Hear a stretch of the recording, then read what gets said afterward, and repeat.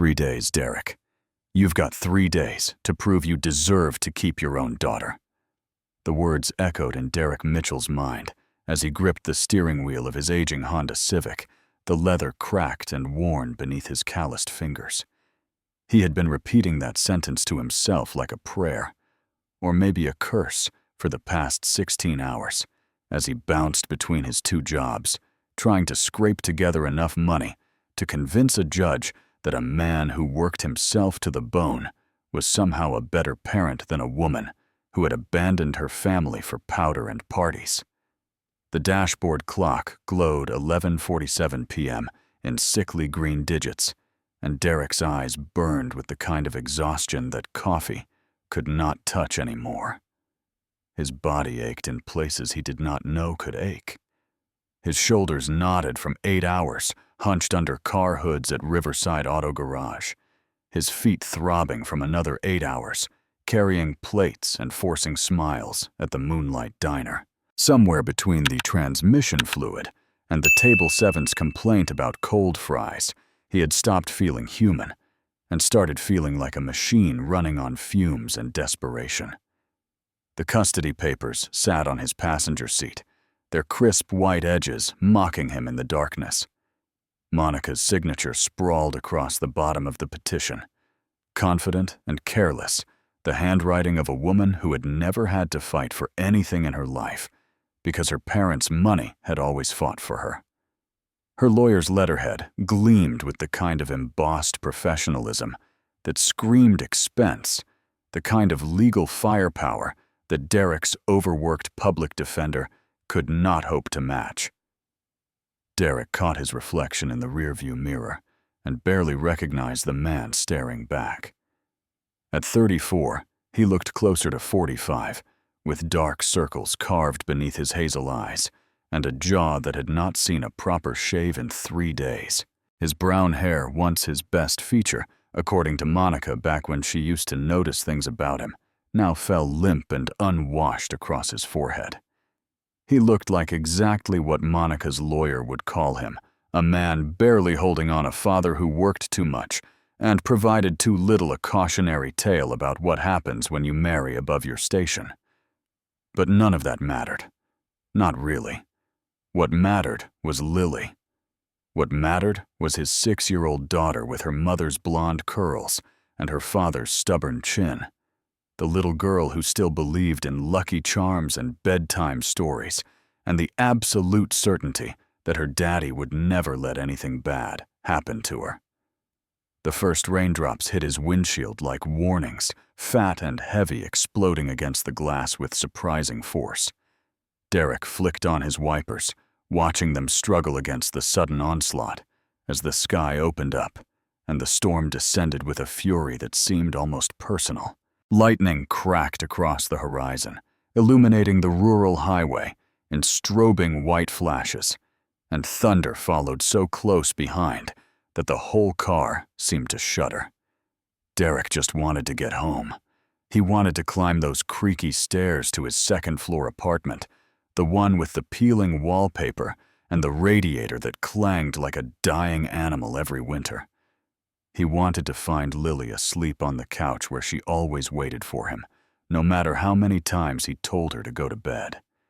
He wanted to brush the hair from her face and kiss her forehead and remind himself in that quiet moment why he was killing himself day after day. Because she was worth it. She was worth every aching muscle and every sleepless night and every moment of grinding, relentless exhaustion.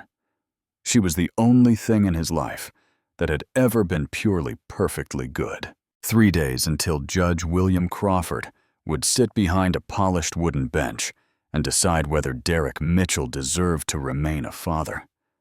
3 days until a stranger in a black robe would weigh his love against Monica's lawyers and determine which one tipped the scales of justice. Derek pressed harder on the accelerator, eager to outrun the storm, eager to get home, eager to hold his daughter one more time before the world tried to take her away. He had no idea that the next few minutes would change everything. Before we continue, Please tell us, where in the world are you tuning in from? We love seeing how far our stories travel." The rain intensified until Derek could barely see 10 feet in front of his headlights, the world reduced to a blur of gray and black, punctuated by the violent white flashes of lightning. He had slowed to a crawl on the 2-lane highway, his wipers groaning in protest as they fought a losing battle against the deluge, when his headlights caught something that made his foot instinctively find the brake. 2 figures stood beside a black Mercedes SUV on the shoulder of the road, their silhouettes barely visible through the curtain of rain. As Derek's car crept closer, the figures resolved into shapes he could recognize: 2 young women. Teenagers, maybe waving their arms in the universal gesture of distress. They were soaked through their clothes, plastered to their shivering bodies, their faces masks of fear and desperation. Derek's first instinct was to keep driving. He had his own problems, more problems than any one person should have to carry, and stopping for strangers on a dark highway in the middle of a storm was exactly the kind of thing that got people into trouble. His rational mind listed all the reasons to press the accelerator and disappear into the night. It could be a trap he did not have time for. This someone else would surely stop. He needed to get home to Lily. But then lightning flashed again, and in that moment of brilliant illumination, Derek saw their faces clearly. Young faces. Frightened faces. Faces that reminded him with painful clarity of how Lily looked when she woke from a nightmare and called out for him in the darkness. He thought about his daughter, imagined her stranded somewhere, with no one stopping, no one caring, no one willing to interrupt their own problems long enough to help a scared child. Derek pulled over. The rain hit him like a wall of cold needles the moment he stepped out of his car, instantly soaking through his work shirt and running in rivulets down his face. He jogged toward the Mercedes, his work boots splashing through puddles that had formed on the asphalt. And as he got closer, he could see the 2 girls more clearly. They were twins, identical in nearly every way, with dark hair that hung in sodden ropes around their pale faces, and eyes that widened with a mixture of hope and caution as he approached. They looked to be about 15, dressed in expensive clothes that were now ruined by the storm, their designer jackets doing nothing to stop the shivers that racked their slender frames. One of them clutched a dead phone in her hand, like it might somehow spring back to life if she just held it tight enough. "Car trouble," Derek called out over the roar of the storm, raising his voice to be heard above the thunder. The girl on the left nodded frantically, her teeth chattering so hard Derek could hear them from 5 feet away. "It just died on us," she said, her voice high and frightened. "We have been here for over an hour. Our phones are dead, and nobody stopped, and we did not know what to do, and we were so scared that nobody would ever come." Her sister, slightly quieter, but with sharper eyes that studied Derek with careful assessment, added, "Until you. You are the first person to actually stop." Derek glanced at their car. A Mercedes SUV that probably cost more than he would earn in the next 5 years combined. The irony was not lost on him that he, driving a Honda Civic held together by prayers and duct tape, was the one stopping to help 2 girls whose family could clearly afford a fleet of luxury vehicles. "Mind if I take a look under the hood?" he asked, already moving toward the front of the SUV. "Please," both girls said at once, their voices overlapping in identical desperation. "Please, if you can help at all, we will be so grateful." Derek popped the hood and leaned in, squinting through the rain as he examined the engine. Years of working at Riverside Auto had given him an almost instinctive understanding of cars, and it did not take long for him to identify the problem. The battery terminals were corroded, the connections loose, and poorly maintained, the kind of issue that wealthy people who paid others to handle their maintenance often overlooked until it stranded them somewhere inconvenient. "Your battery is shot," he announced, closing the hood and turning back to face the twins. "You are not going anywhere tonight, not without a jump or a tow, and neither one of those is happening in this storm." The girls exchanged worried glances, a silent communication passing between them in the way that only twins can manage. "We can call our father," the more talkative one said, but her voice carried a note of doubt that spoke volumes. "He is probably busy, though. He is always busy."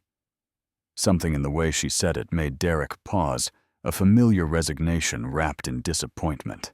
He recognized that tone, because he had heard it in his own voice once back when Monica had started disappearing into her new friends, and her late nights back when he had still been foolish enough to make excuses for her absence. "Look," Derek said, making a decision that his exhausted body protested, but his conscience demanded, "I can give you a ride somewhere safe. There is a hotel about 15 minutes from here, the Riverside Inn. You can dry off, warm up, and call for a tow in the morning when the storm passes." The quieter twin narrowed her eyes slightly. "You would do that for us? We are complete strangers. You do not know anything about us." Derek shrugged, rain streaming down his face. "Cannot leave you out here in this. Come on, grab your bags and let us go before we all catch pneumonia." The twins gathered their belongings and climbed into Derek's Honda Civic, and even through his exhaustion, he noticed the way they hesitated. Before getting in the way, they looked at each other, as if silently debating whether this stranger could be trusted. He did not blame them for their caution. The world had taught young women to be careful, and two teenagers alone on a dark highway had every reason to be suspicious of a man offering rides. But whatever reservations they had, they overcame them, likely, because the alternative was standing in the rain indefinitely. The contrast between them and their Mercedes was almost comical as they settled into his beat-up car. The passenger seat had a spring that poked through the worn fabric, and the back seat still bore coffee stains from a spill Derek had never quite managed to clean. The whole vehicle smelled faintly of motor oil, and the pine tree air freshener dangling from his mirror, a far cry from the leather and new car smell they were probably accustomed to. But neither girl complained. They just looked relieved to be out of the rain, their shivering bodies gradually calming as the car's struggling heater pushed warm air through the vents. "I am Olivia," the one in the passenger seat announced, as Derek pulled back onto the highway, his wipers working overtime against the relentless downpour. "And this is my sister Bella. We are really, really grateful you stopped. You have no idea how scared we were." Derek nodded, keeping his eyes fixed on the barely visible road ahead. "I am Derek," he offered simply, "and you do not have to keep thanking me." Anyone would have stopped. But that is the thing, Bella said from the back seat, her voice carrying that same observational sharpness he had noticed before. Anyone did not stop. "We counted at least 30 cars that drove right past us like we were invisible. You are the only one who actually cared enough to pull over." The car fell into silence for a moment, filled only by the drumming of rain on the roof and the rhythmic swish of the wipers. Then Olivia spoke again, her voice softer now, almost hesitant. "You said you cannot leave us out there. That seems like a really kind thing for a stranger to do. Most people are not like that anymore." Derek was quiet for a moment, considering how much to share with these girls he had just met. But something about the intimacy of the storm, the enforced closeness of the car, the shared experience of being caught in something beyond their control, made honesty feel easier than deflection. "I have a daughter," he finally said.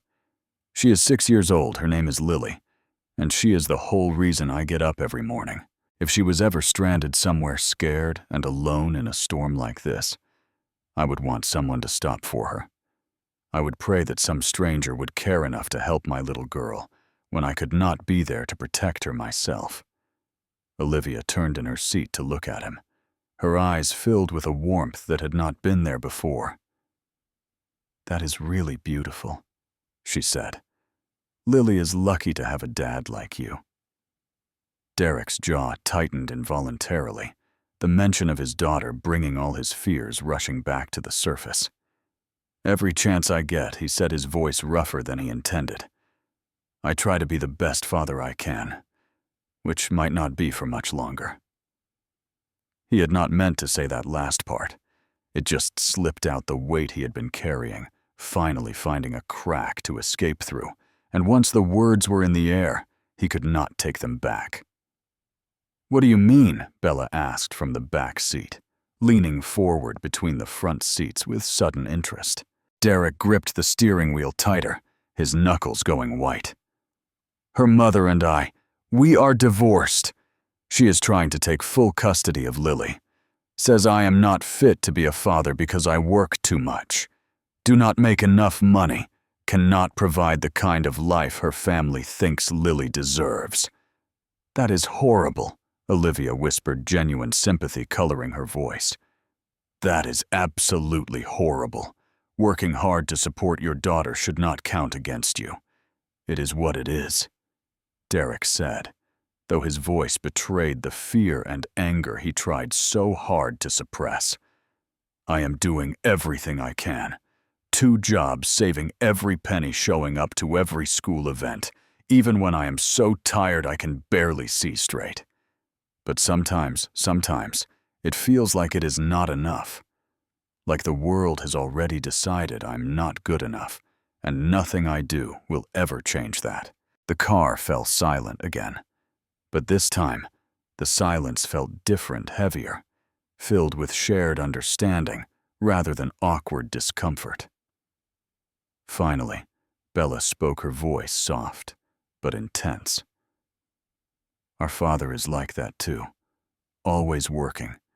We barely see him anymore. He has all the money in the world, literally more money than he could ever spend in 10 lifetimes. But we would trade it all just to have dinner with him once a week, without him checking his phone every 5 minutes. He thinks providing means everything." Olivia added, quietly staring out the rain-streaked window at the darkness beyond. "He thinks that giving us a nice house and nice clothes and nice cars makes up for the fact that he is never there. He does not understand that we just want him. Just him, present, paying attention to us instead of his work."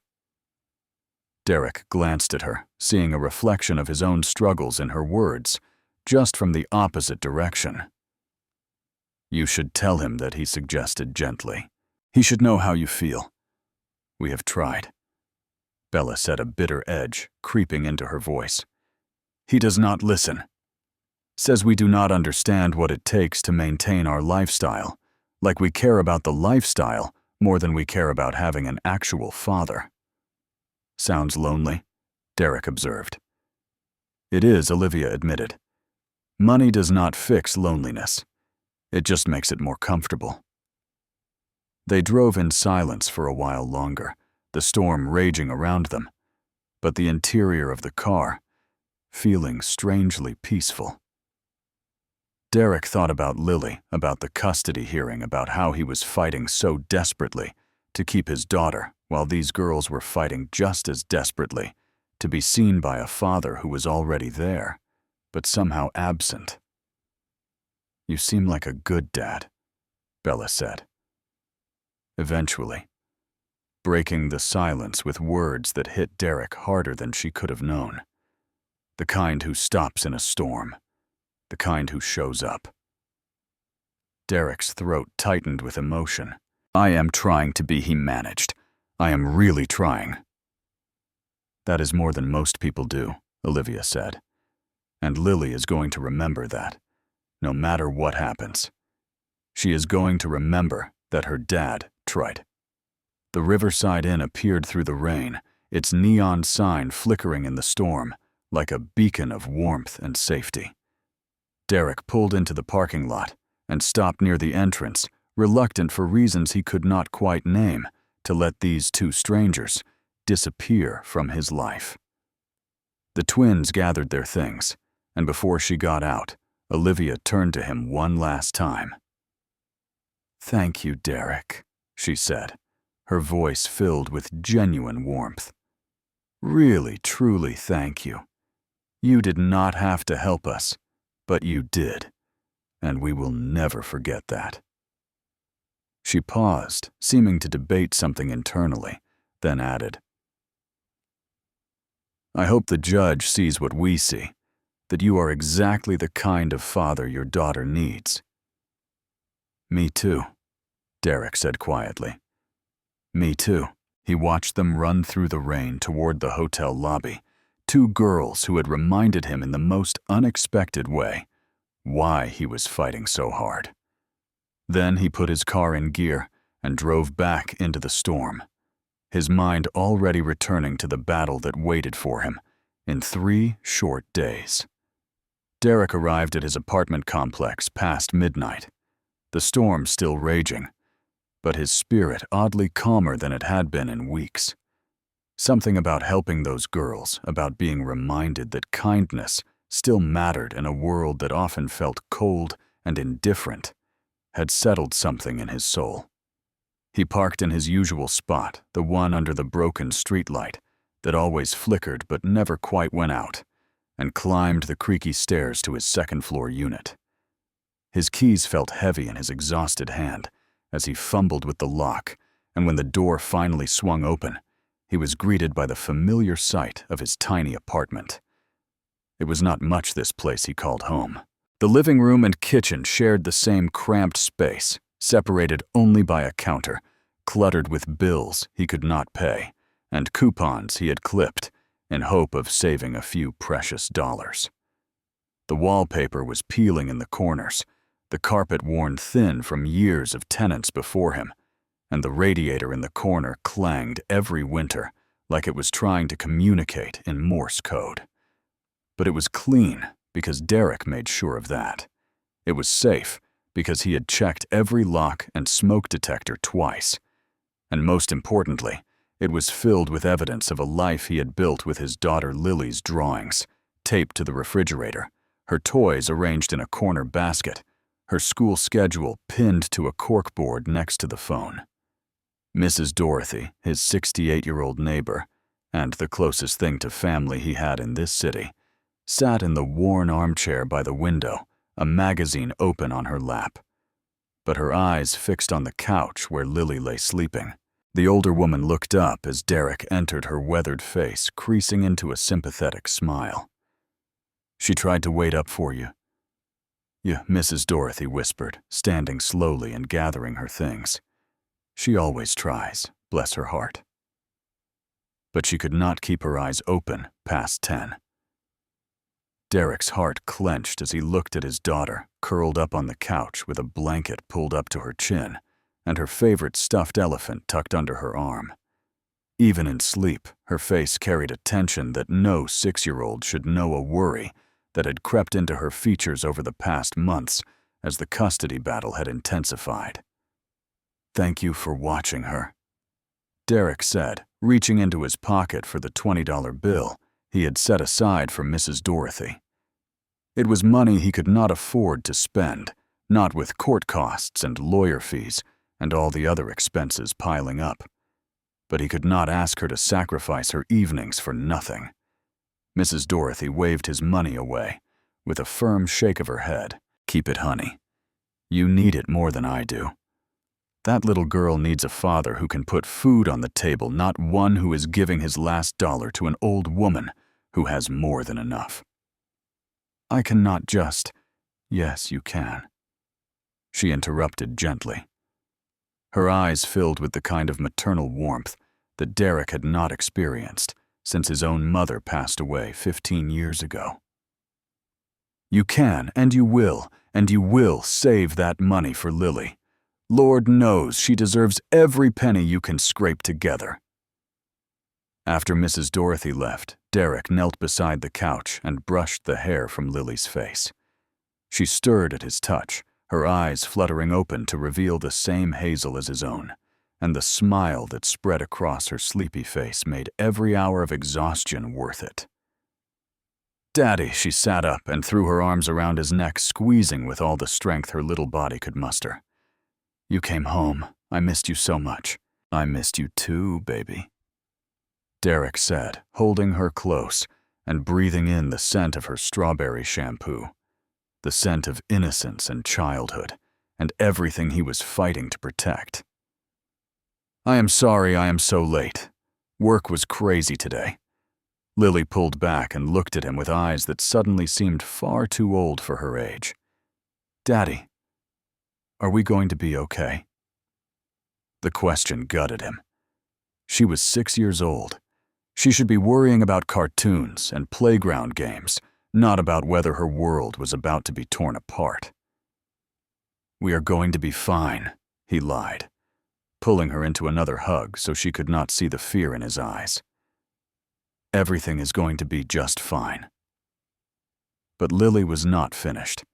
Her small voice trembled against his shoulder as she whispered, "Mommy says I might have to go live with her. She says you cannot take care of me good enough. She says her house is bigger and her food is better and you are too tired all the time." Derek held her tighter, fighting back the rage that surged through his chest at the thought of Monica filling their daughter's head with such poison. "Your mommy is wrong." "Lily," he said firmly, "I can take care of you. I will take care of you. No matter what happens in that courtroom, I am your dad, and I love you more than anything in this world. I do not want to leave you." Lily whispered, her tears soaking into his work shirt. "Please do not let me leave you, Daddy. You will not." Derek promised, making a vow he had no idea if he could keep. "I promise, baby. You are staying right here with me." They sat like that for a long time, father and daughter clinging to each other in a tiny apartment, while the storm raged outside. Finally, Lily pulled back and reached for something she had hidden under the couch cushion. "I made you something," she said, her voice still shaky, but her eyes bright with hope. "It is a lucky charm, Mrs.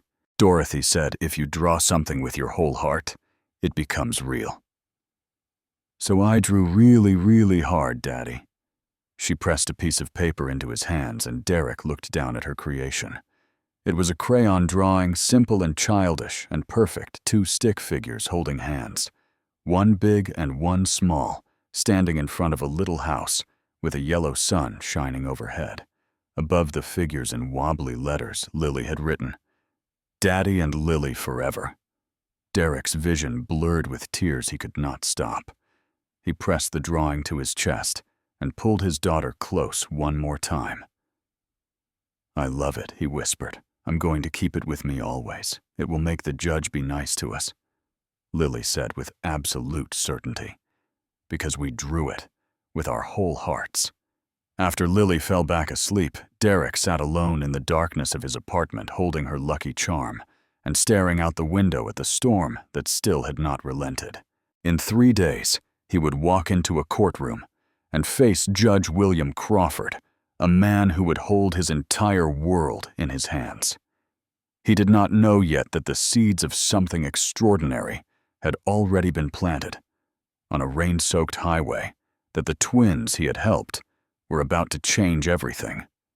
All he knew was that he would fight with everything he had. For Lily. Always for Lily. The Crawford estate sprawled across 3 acres of manicured grounds in the wealthiest neighborhood of the city, a monument to success that somehow felt more like a mausoleum than a home. Judge William Crawford's Mercedes pulled into the circular driveway at nearly midnight, his headlights illuminating the grand columns and massive windows of a house that had felt empty ever since his wife had died 5 years ago. William was tired in a way that went beyond physical exhaustion. At 58, he had spent 30 years on the bench, 30 years of listening to families tear themselves apart, 30 years of trying to make decisions that would shape children's lives for better or worse. The weight of all those choices hung on his shoulders like a physical burden, and tonight, it felt heavier than usual. He let himself into the house and immediately noticed that the lights in the living room were still on. That was unusual. His daughters Olivia and Bella typically retreated to their separate corners of the massive house by this hour, each occupying their own wing of a home that could have comfortably housed 10 families. But tonight, both girls were waiting in the living room, sitting on the leather sofa that had cost more than most people's cars, their faces still bearing the traces of what looked like tears. William stopped in the doorway, something cold settling in his chest. "What happened? Are you hurt?" "Dad," Olivia said, standing quickly and moving toward him with an urgency he had not seen in years. "Something happened tonight. We need to tell you about it." William's mind raced through terrible possibilities as he lowered himself into the armchair across from them. He was accustomed to maintaining control, to keeping his emotions carefully compartmentalized behind the professional mask he wore in the courtroom. But something about his daughter's expressions cracked that facade. "Our car broke down on Highway 89. Bella explained, her voice steadier than her sister's, but her eyes just as intense. "We were stranded in that terrible storm for over an hour. Our phones died, and no one would stop." What William's composure shattered.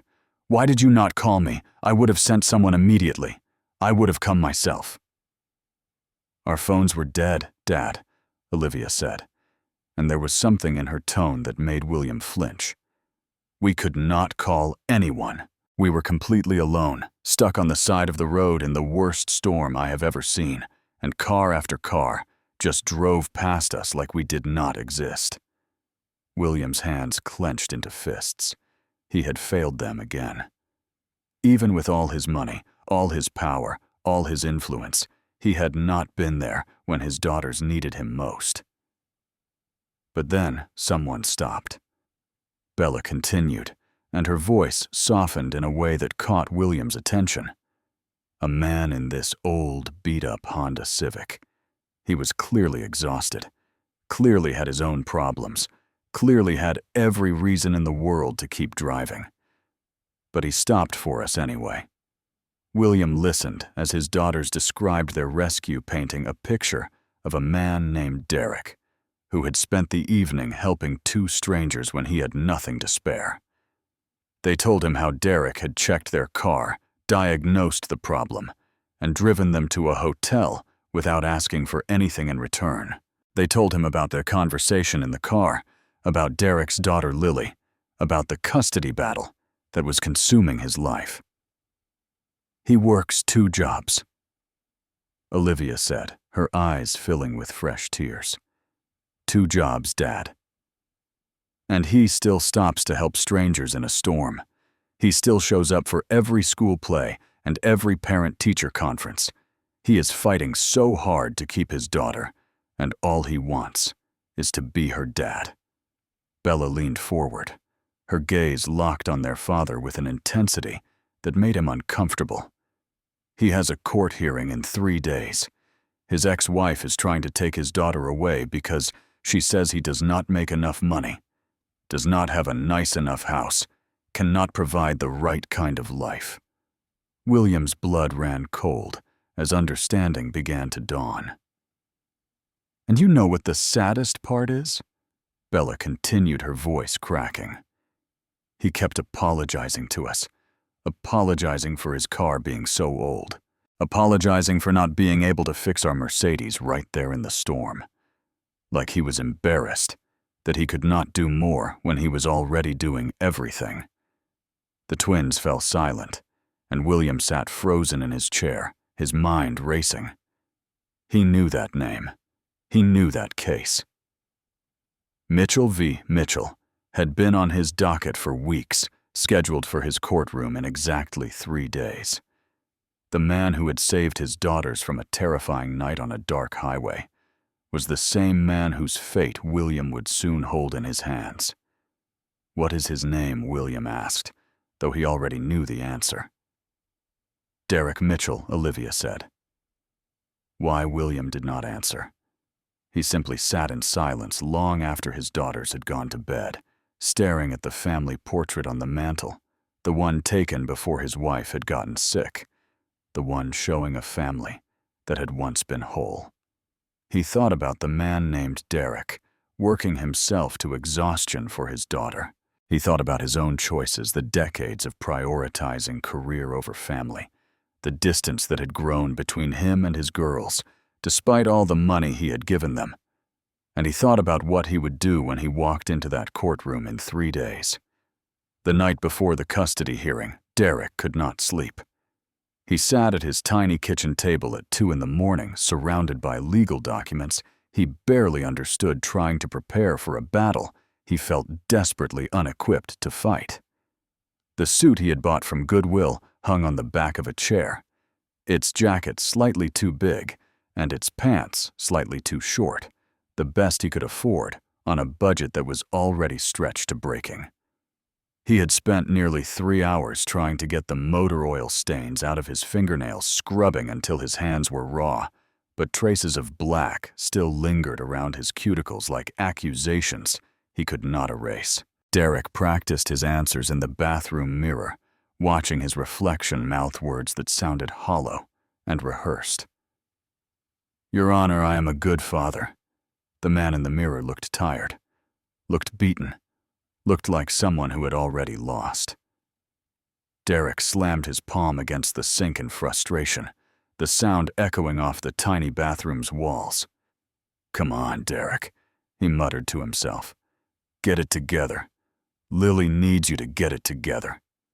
A small voice from the doorway made him spin around.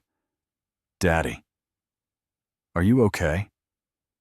Lily stood there in her unicorn pajamas, rubbing her eyes with small fists, her hair a tangled mess from sleeping. She looked tiny and vulnerable, and absolutely perfect, and the sight of her made Derek's chest ache with love so fierce it was almost painful. "I am okay, sweetheart," he said, forcing a smile. "Just nervous about tomorrow. Go back to bed." But Lily did not go back to bed. Instead, she padded across the cold floor in her bare feet and reached for his hand. "Come with me," she said, tugging him toward the living room. "I want to show you something." She led him to the couch where a piece of paper lay waiting, another one of her drawings. This one showed the same 2 stick figures as before, Daddy and Lily. But this time, they were standing in front of a building that Lily had labeled court in her wobbly handwriting. "This is for tomorrow," she explained, pressing the paper into his hands. "It is another lucky charm. The first one was for keeping us together, and this one is for making the judge be nice." Derek knelt down to her level, his eyes burning with tears he refused to let fall. "Baby, you do not have to worry about any of this. This is grown-up stuff, okay? You just need to be a kid. But I want to help." Lily insisted, her little face scrunched with determination. "Mrs. Dorothy says that love is the strongest magic in the whole world, and I love you the most of anybody, so my lucky charm has extra strong magic." Derek pulled her into a hug, breathing in the scent of her, memorizing the feel of her small body in his arms. "I love you too, Lily Bean," he whispered. "More than anything." "Then you will win," she said with absolute certainty. Because love always wins in the stories. Derek wished he could believe that. He wished the world worked the way it did in Lily's bedtime stories, where good triumphed over evil and love conquered all, and happy endings were guaranteed. But the world was not a bedtime story. The world was a place where good people lost and bad people won, and a man who had done nothing wrong could have his daughter stolen away because he did not have enough zeros in his bank account. Still, as he tucked Lily back into bed and kissed her forehead, Derek slipped both of her Lucky Charm drawings into the breast pocket of his thrift store suit. Maybe they would not help. Maybe they were just crayon and paper, the artwork of a 6-year-old who still believed in magic. But they were also proof of something real. Proof of a little girl's love. Proof of everything Derek was fighting for. And that at least was worth holding on to. Across town in a luxury apartment paid for by her parents' money, Monica Mitchell was also preparing for court, though her preparations looked very different from her ex-husband's.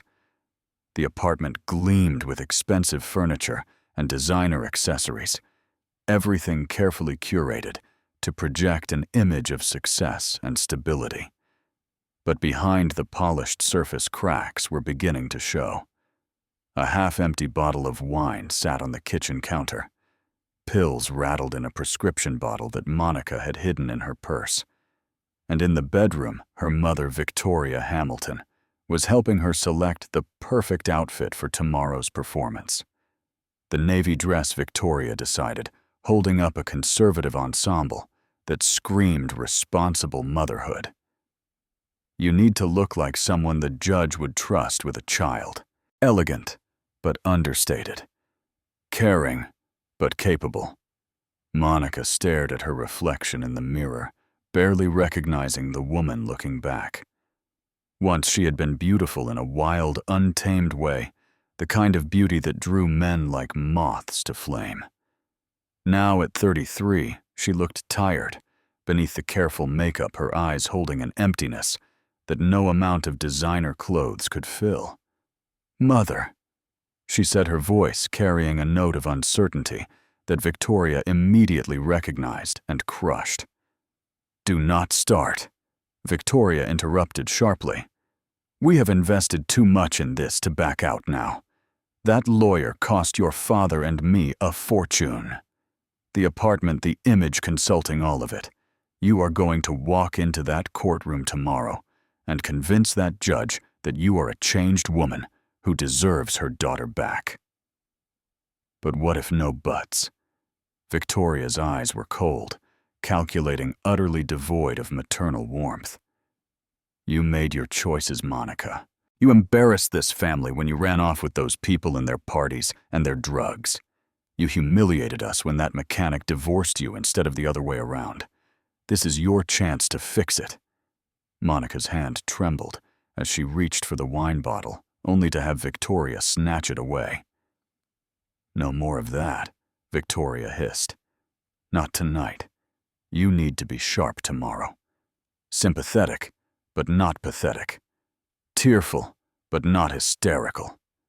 The judge needs to see a mother who made mistakes, but has changed, not a woman who cannot go 8 hours without a drink. What if I do not want this?"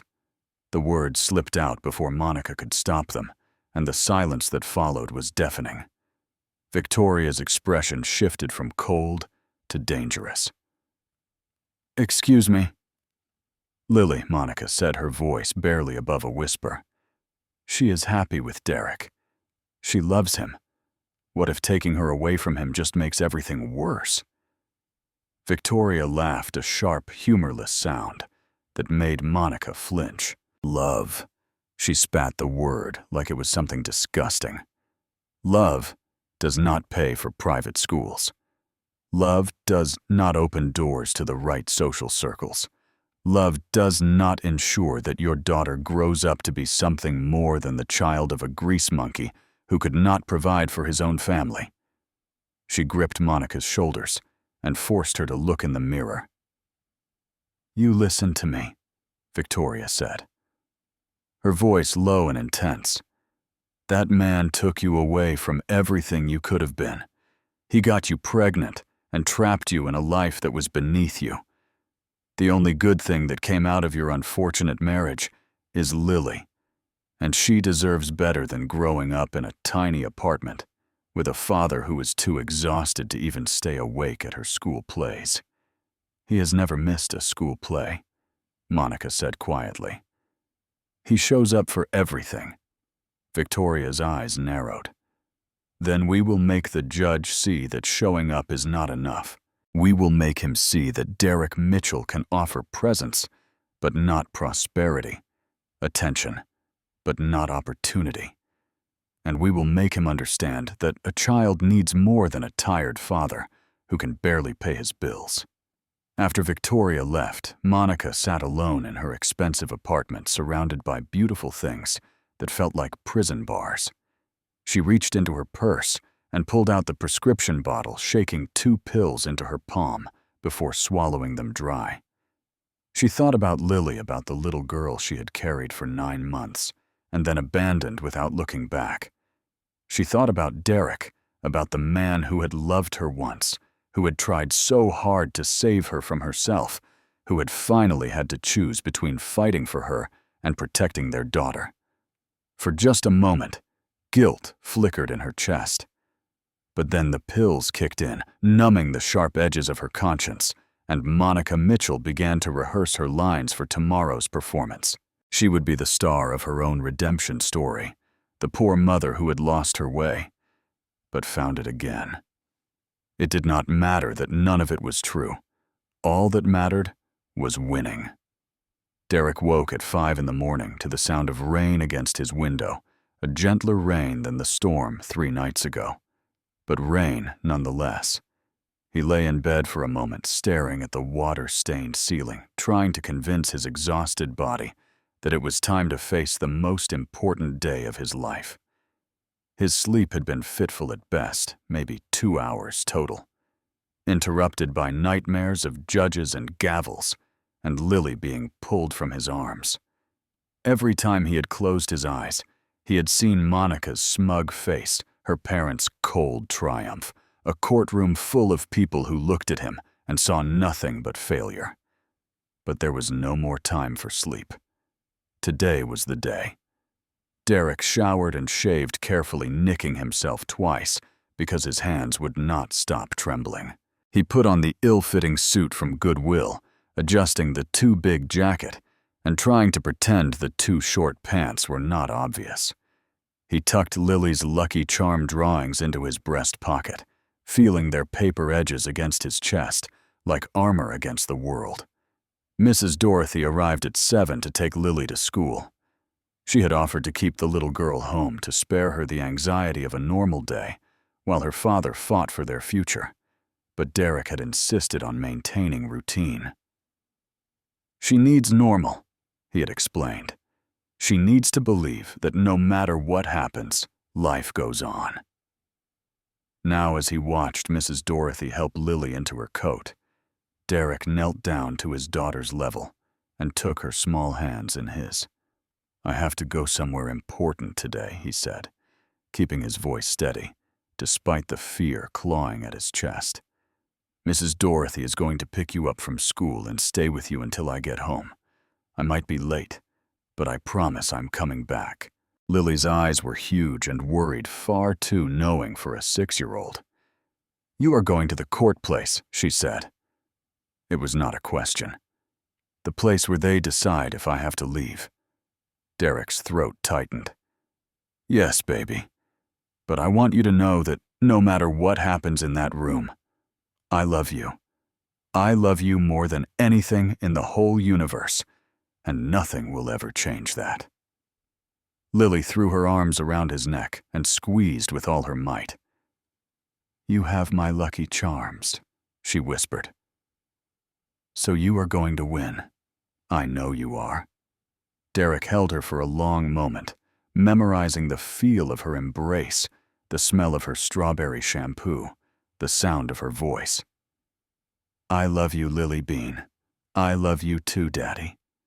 And then Mrs. Dorothy was leading her out the door, and Derek was alone in his empty apartment facing the most terrifying day of his life. The courthouse loomed like a monument to justice as Derek approached its marble columns and massive steps, making him feel small and insignificant.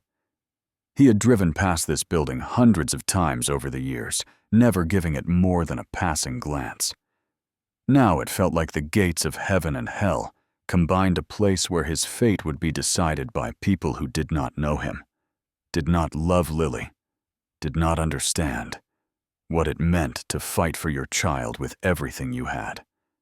He spotted Monica's car in the parking lot, a sleek BMW that her parents had bought for her court day. Beside it stood Monica herself, looking polished and composed in a navy dress that probably cost more than Derek's entire wardrobe. Her lawyer, a sharp-suited man named Holloway, who had made his reputation destroying fathers in custody cases, was reviewing documents while Monica's parents stood nearby like generals surveying a battlefield. None of them acknowledged Derek as he passed. Monica did not even look at him, treating him like he was invisible, like he had already ceased to exist. Mr. Mitchell. Derek turned to find his own lawyer hurrying toward him, slightly out of breath and clutching a battered briefcase. Mr. Patterson was in his 50s, overworked and underpaid, a public defender who juggled more cases than any one person should handle. He was a decent man and a competent attorney, but Derek could see the concern in his eyes as they approached the courthouse steps together. "How are you feeling?" Mr. Patterson asked. "Terrified," Derek admitted. "Is that the wrong answer?" "It is the honest answer. Look, I want to be straight with you. Their lawyer is good, one of the best in the city. He is going to hit hard on the financial angle the hours you work the size of your apartment. We need to counter with everything. We have got your character witnesses, your school involvement, your relationship with Lily. And if that is not enough, Mr. Bess," Patterson was quiet for a moment. "Let us hope it is enough," he finally said. "Let us hope the judge can see past the money to what really matters." They climbed the steps together and entered the building, leaving the morning light behind for the dim, intimidating interior of the courthouse. The courtroom smelled like old wood and decades of human drama. Derek took his seat at the defendant's table, his hands clasped so tightly in his lap that his knuckles had gone completely white. Mr. Patterson shuffled through papers beside him, occasionally muttering legal phrases that Derek did not understand, his presence more comforting than his words. Across the aisle, Monica sat with perfect posture, her face a mask of composed concern. Holloway looked predatory in his expensive suit, a shark who had scented blood in the water. And behind them, Monica's parents sat like spectators at a gladiator fight, waiting to witness the defeat of a man they had always considered beneath their daughter. Derek tried to calm his racing heart, tried to remember everything Mr. Patterson had told him about staying composed and letting the evidence speak. But his eyes kept drifting to the empty bench at the front of the room, the throne from which a stranger would pronounce judgment on his entire life. "All rise," the bailiff announced suddenly. "The Honorable Judge William Crawford presiding." Derek stood on legs that felt like they might give out at any moment, his heart hammering so loud he was certain everyone could hear it. This was it. This was the moment that would determine everything. The door behind the bench opened, and Judge William Crawford entered the courtroom. He was tall and distinguished, with silver hair and sharp eyes that swept across the room with the authority of 3 decades on the bench. His black robe billowed slightly as he moved, adding to the impression of power and gravitas that seemed to emanate from his very presence. Derek watched the judge settle into his seat, waiting for those sharp eyes to scan the case file, waiting for this stranger to begin dismantling his life. And then Judge Crawford looked up, and their eyes met. Derek's blood ran cold. He knew that face. Not from any courtroom, not from any previous meeting. He knew it from 3 nights ago in the rain on a dark highway. He knew it from the features he had seen reflected in 2 young women who had been stranded and scared and desperate for help. The judge's daughters, Olivia and Bella. This was their father. The man who would decide whether Derek kept Lily was the father of the girls he had rescued from the storm. For a moment, neither of them moved. Recognition passed between them, like electricity silent, and charged with implications that Derek could not begin to process.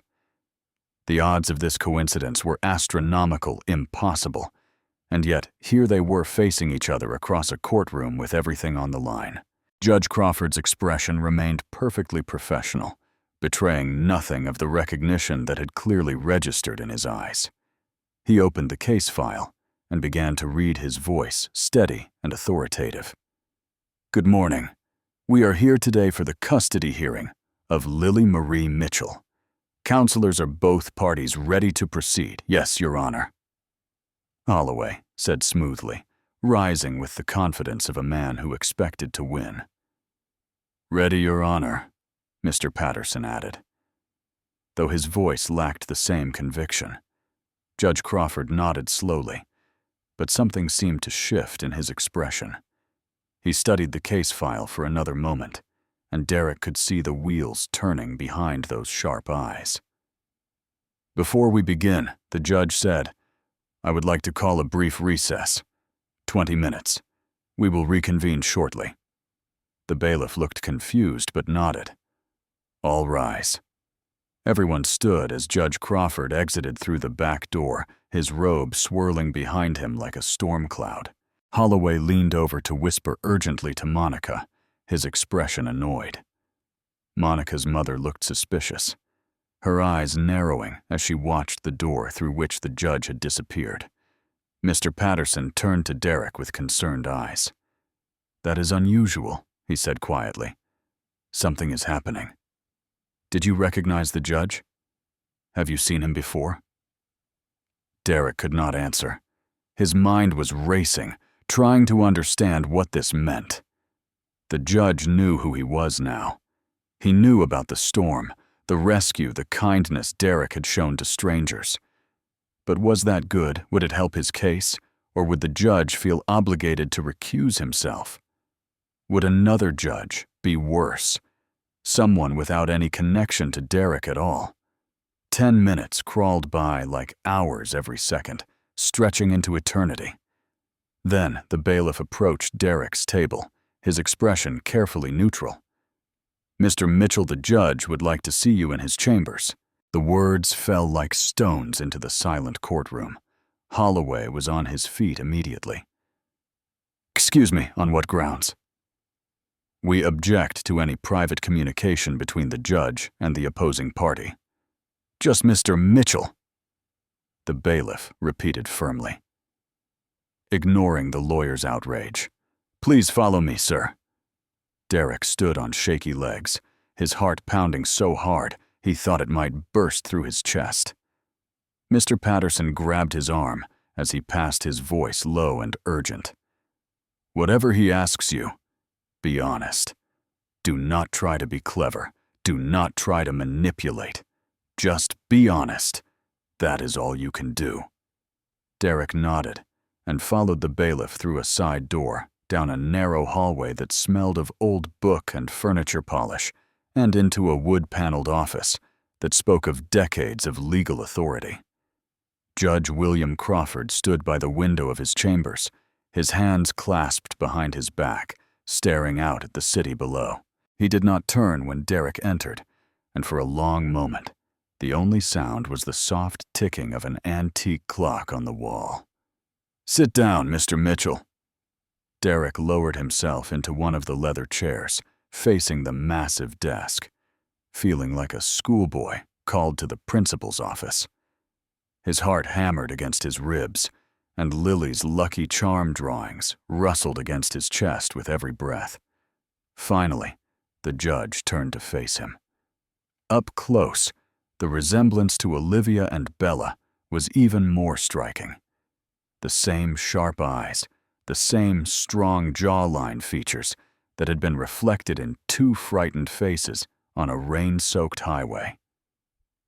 Judge Crawford sat down behind his desk and folded his hands on the polished surface, his expression unreadable. 3 nights ago, he began, his voice measured and careful. "My daughters called me from a hotel. They were stranded on Highway 89 in that terrible storm.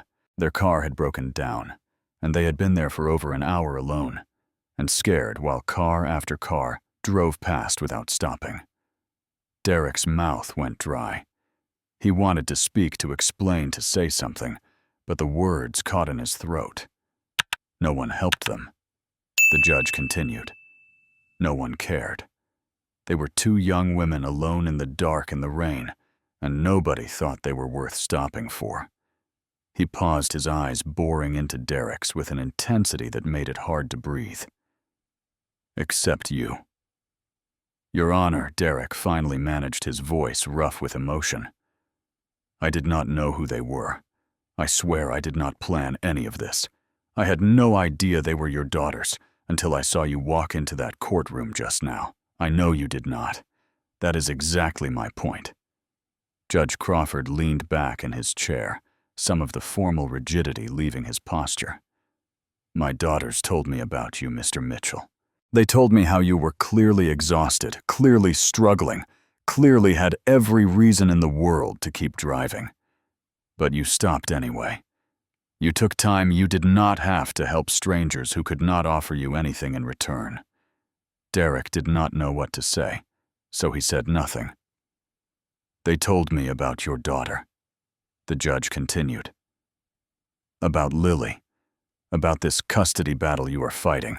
They said the way you talked about her, the way your whole face changed when you mentioned her name, it was obvious how much you love that little girl. I do, Derek whispered. I love her more than anything in this world. I believe you, and that creates a dilemma for me, Mr. Mitchell. Derek's stomach dropped. You are going to recuse yourself. No, Judge Crawford said, and Derek's head snapped up in surprise. I am not. But let me explain. The judge's voice took on a weight that commanded attention. I should recuse myself.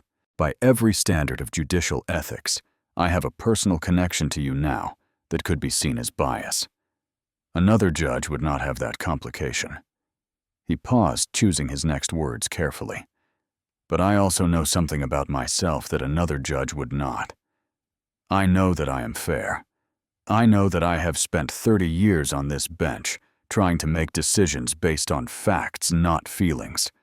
And I know that I spent all night reviewing your case file, looking at every piece of evidence, every accusation, every document that has been submitted to this court. Derek barely dared to breathe. Your ex-wife claims you are financially unstable, that you work too much, that you cannot provide a proper home for Lily. But here is what I found interesting, Mr. Mitchell. She has provided no evidence of neglect, no evidence of abuse, no evidence that Lily is anything other than loved and cared for by a father who would do anything for her. The judge's eyes softened almost imperceptibly. What she has provided is a lot of opinions about what a father should be able to afford, a lot of assumptions about what constitutes a proper home, a lot of arguments that have nothing to do with what actually matters, whether you are a good parent to your child. Derek's eyes burned with tears he refused to let fall. I also received a report this morning, Judge Crawford continued from social services. It seems someone filed a concern about Mrs. Mitchell's fitness as a parent, and an investigation was conducted. Derek's heart stopped.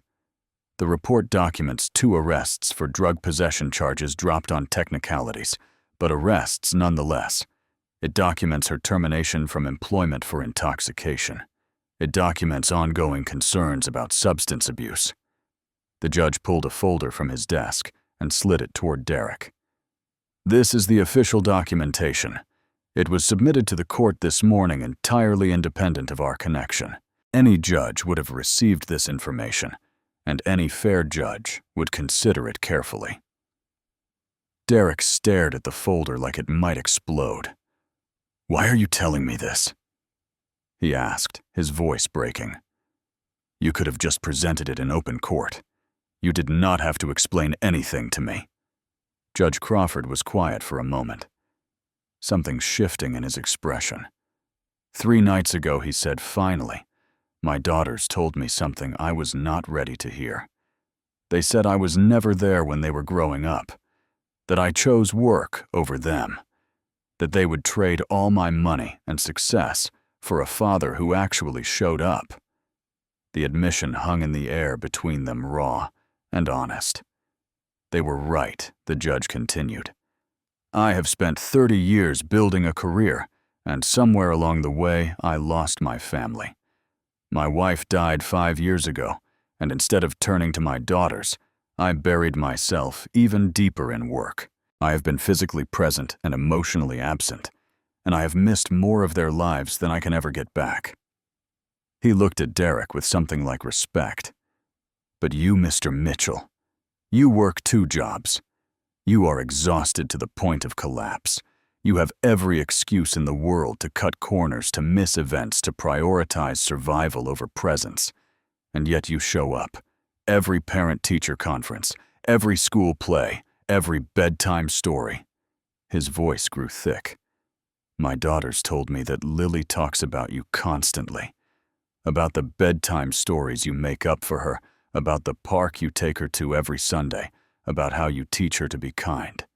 They said she is a happy child who loves her father. Derek could not hold back the tears anymore.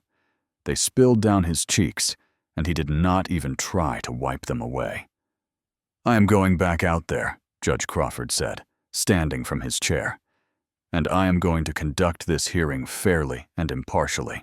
The evidence will be presented, arguments will be made, and I will render a judgment based on what is best for Lily. He walked toward the door, then paused. But I want you to know something, Mr. Mitchell. Whatever happens in that courtroom, it is not about the storm. It is not about my daughters. It is about what is right for a 6-year-old girl who deserves to be with a parent who loves her. His voice softened. My daughters asked me to tell you that Lily is lucky, that she has the kind of father they wish they had had growing up. The judge opened the door. They were right. Let us go finish this. Derek walked back into the courtroom feeling like he had been through a war and come out the other side. His legs were still shaky, his heart still racing, but something had changed. For the first time in months, he felt something he had almost forgotten. Hope. All rise, the bailiff called, and Judge Crawford took his seat with the same professional composure he had shown before. Whatever had passed between them in chambers was invisible now, locked away behind the judicial mask that came with the black robe. We will now hear opening statements, the judge announced. Mr. Holloway. You may proceed. Monica's lawyer rose with the confidence of a predator who had already tasted victory. He painted a picture of Derek as a man drowning in his own inadequacy, too poor to provide stability, too exhausted to be present, too stubborn to admit that his daughter deserved better.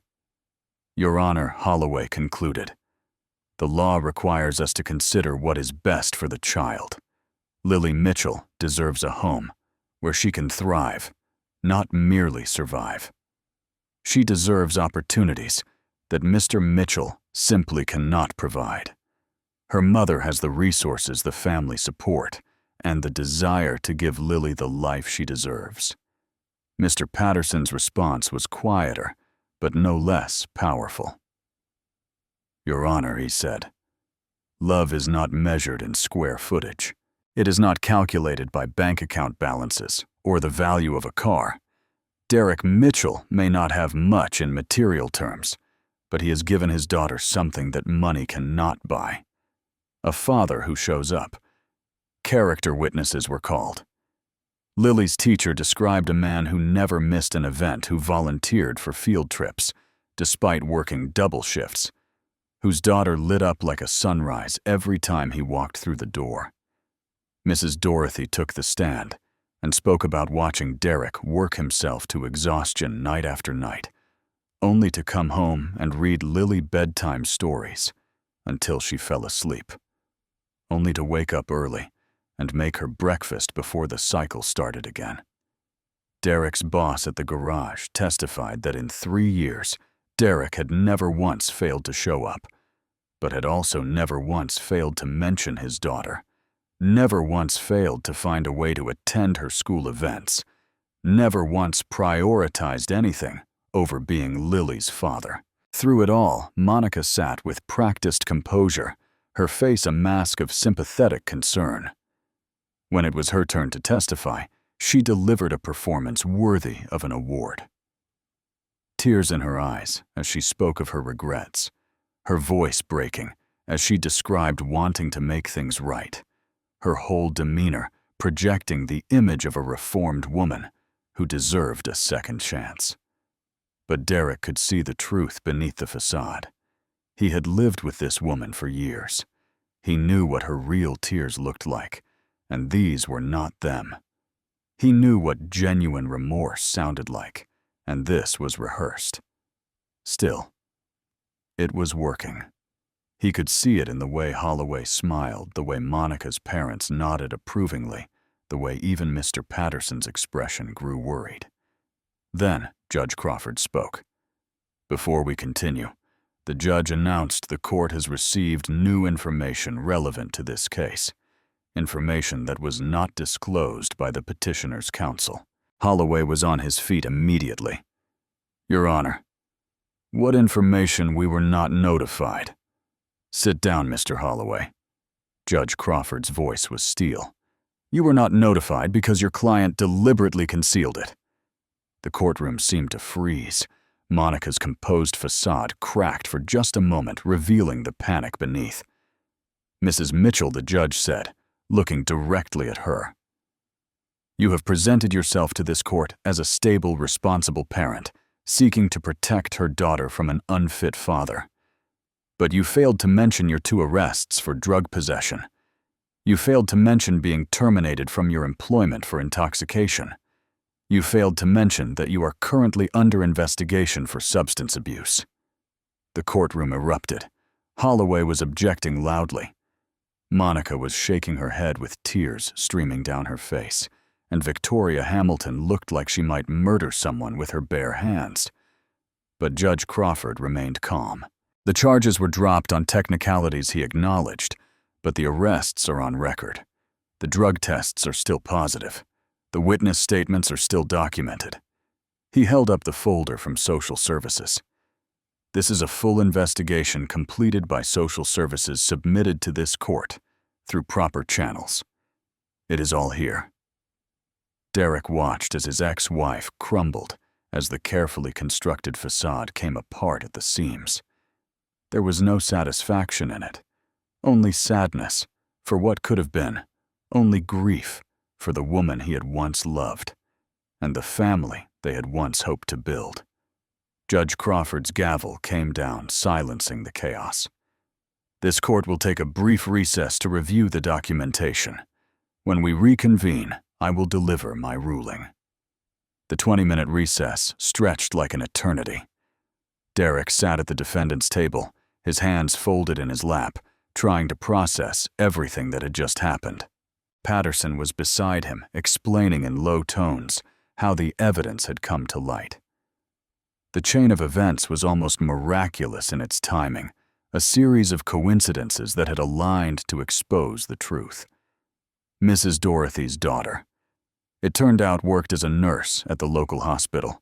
She had recognized Monica from news coverage of the custody case and remembered treating her twice in the emergency room for what had been documented as anxiety attacks, but were actually overdoses.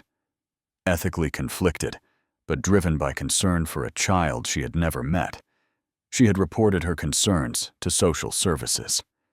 The investigation had moved quickly, uncovering the arrests that Monica's expensive lawyers had managed to bury the job termination that had been covered up with a generous severance package, the ongoing substance abuse that continued even as Monica prepared to testify about her fitness as a parent. All of it had been compiled into a report that arrived at the courthouse the morning of the hearing, entirely independent of Derek's connection to Judge Crawford, entirely coincidental in its timing, entirely devastating in its implications. Derek thought about Monica, about the woman he had married nearly 7 years ago. She had been different then. Or maybe he had just been too blind to see who she really was. Wild and exciting, yes, but also lost in ways he had not understood. He had thought he could save her. He had thought love would be enough. But some people did not want to be saved. Some people ran from help as fast as they ran toward destruction. And in the end, the only thing Derek could save was Lily. Across the aisle, Monica was huddled with her lawyer, and her parents, their conversation intense and angry. Victoria Hamilton kept shooting venomous glances in Derek's direction, as if he were somehow responsible for her daughter's choices, as if the truth were an attack rather than simply the truth. Monica herself looked small and diminished. The confident mask completely gone now. For just a moment, her eyes met Derek's, and he saw something there he had not expected. Not hatred, not anger, but something almost like relief. The realization hit him like a punch to the gut. She had not wanted this. Not really. She had been pushed into the custody battle by her parents, driven by their need for control and their hatred of the man who had dared to divorce their daughter. Monica was a pawn in her own family's game, manipulated by people who saw Lily not as a child to love, but as a prize to win. It did not excuse anything she had done. It did not make her fit to be a mother. But it did make Derek feel something unexpected pity. All rise. Judge Crawford returned to the bench, his expression solemn. The courtroom fell silent, every person holding their breath, as the judge opened the folder before him. "I have reviewed the evidence submitted to this court," he began, his voice carrying the weight of 3 decades of judicial experience. Both the testimony presented today and the social services documentation that was submitted this morning. He looked at Monica first, his eyes filled with something that might have been compassion. Mrs. Mitchell, addiction is a disease. It is not a moral failing, and it is not something to be ashamed of. But it is something that must be addressed, especially when a child's welfare is at stake. The evidence before me suggests that you are currently struggling with substance abuse issues that have not been adequately treated. Then his gaze shifted to Derek. "Mr. Mitchell, the evidence also shows that despite financial challenges and demanding work schedules, you have maintained a consistent, loving presence in your daughter's life. Every witness who testified today spoke of a father who prioritizes his child above all else." Judge Crawford paused, and the courtroom seemed to hold its collective breath. "This court finds that Lily Mitchell's best interests are served by remaining with her father." The words hit Derek like a wave washing over him with such force that he nearly collapsed. He gripped the edge of the table, his knuckles white, his whole body trembling. "I am awarding full custody of Lily Marie Mitchell to her father, Derek Mitchell." The judge continued. "Ms. Mitchell will be allowed supervised visitation contingent upon completion of a rehabilitation program and ongoing sobriety." The gavel came down with a sound like thunder. "This hearing is adjourned." Derek could not move. He sat frozen at the table. Judge Crawford's words echoing in his mind like a song he had waited his whole life to hear. Full custody. Lily was his. She was staying with him. Mr. Patterson was shaking his hand, saying something about how unprecedented. This was how lucky they had been. But Derek barely heard him.